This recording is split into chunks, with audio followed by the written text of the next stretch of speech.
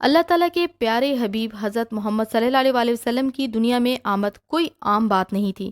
ان کی آمد پر بے شمار معجزات ہوئے جن کا ذکر ہم اگلی ویڈیو میں کریں گے، لیکن ابھی ان واقعات کی بات کریں گے جو آن حضرت صلی اللہ علیہ وسلم کی پیدائش سے کچھ دن پہلے ہوئے تھے، جیسا کہ اصحاب فیل کا واقعہ جو کہ آن حضرت صلی اللہ علیہ وسلم کی پیدائش سے 50 یا شاید 55 دن پہلے پیش آیا تھا۔ ابرہہ نجاشی یمن کا گورنر تھا، لیکن اپنی چالاکیوں کی وجہ سے یمن کا حاکم بن بیٹھا۔ اس نے حکومت ملنے پر خوشی میں ایک نہایت ہی قیمتی چرچ یا گرجا گھر بنوایا، اور پھر نجاشی اور کیسر روم کو بھی اطلاع دی۔ پھر بتایا کہ یہ چرچ بنانے کا میرا مقصد یہ ہے کہ عربوں کو حج کعبہ سے روکوں اور اس کے طواف کی طرف مائل کروں۔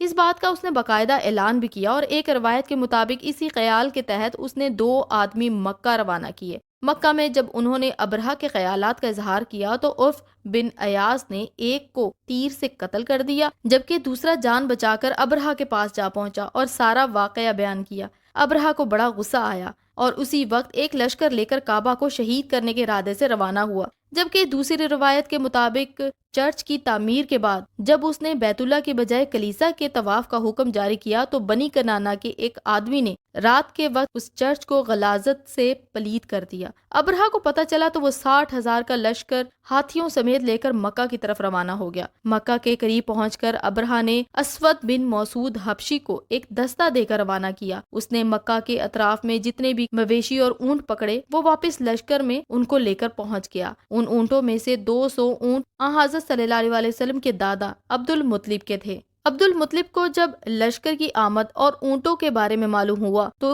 اتنے بڑے لشکر سے مقابلے کی طاقت نہ ہونے پر خاموش ہو گئے۔ دوسرے دن ابرہہ نے اپنے ایک سردار حیات ہری کو مکہ روانہ کیا تاکہ وہ مکہ کو اس کے ارادے سے آگاہ کرے، اور اگر اہل مکہ خانہ کعبہ کو گرانے سے منع کریں تو ان کو جنگ کی تیاری کا حکم دے۔ عبد المطلب یہ سن کر ابرہہ کے پاس گئے۔ ابرہہ نے ان کا والہانہ استقبال کیا اور تخت سے اتر کر فرش پر ان کے ساتھ بیٹھ کر گفتگو شروع کی۔ عبد المطلب نے اس سے اپنے اونٹوں کی واپسی کی درخواست کی۔ یہ سن کر ابرہہ نے بڑے تعجب سے کہا کہ تم نے کعبہ کے بارے میں کوئی بات نہیں کی جو تمہارے آباء و اجداد کا مذہبی گھر ہے۔ اس پر عبد المطلب بولے، میں اپنے اونٹوں کا مالک ہوں، اس لیے اونٹ مانگتا ہوں۔ اس گھر کا مالک ایک ہے، وہ عنقریب تمہیں روکے گا۔ عبد المطلب کے ساتھ جو سردار گئے تھے انہوں نے خانہ کعبہ کی آمدنی کے عوض ابرہہ کو کعبہ گرانے سے منع بھی کیا، مگر ابرہہ نہ مانا۔ البتہ حضرت عبد المطلب کے اونٹ واپس کر دیے۔ حضرت عبد المطلب دونوں سرداروں کے ساتھ واپس آئے اور تمام اہل مکہ کو ہدایت کی کہ وہ مکہ کو چھوڑ کر پہاڑوں پر چلے جائیں۔ پھر روانگی سے پہلے قریش کے بڑے سرداروں کے ہمراہ خانہ کعبہ کا دروازہ پکڑ کر کھڑے ہو گئے اور سب نے اللہ تعالیٰ کے حضور گڑ گڑا کر دعائیں کی۔ اس کے بعد عبد المطلب اہل مکہ اور قبیلے والوں کے ساتھ پہاڑ پر چڑھ گئے۔ ابرہہ نے صبح سویرے اپنے لشکروں کو لے کر کعبہ مقدس پر دھاوا بول دینے کا حکم دیا اور ہاتھیوں کو چلنے کے لیے اٹھایا، لیکن اس کا سب سے بڑا ہاتھی محمود جو سب سے بڑا تھا وہ کعبہ کی طرف نہ چلا۔ جس طرف اس کو چلاتے تھے چلتا تھا، مگر خانہ کعبہ کی طرف جب چلاتے تو وہ بیٹھ جاتا۔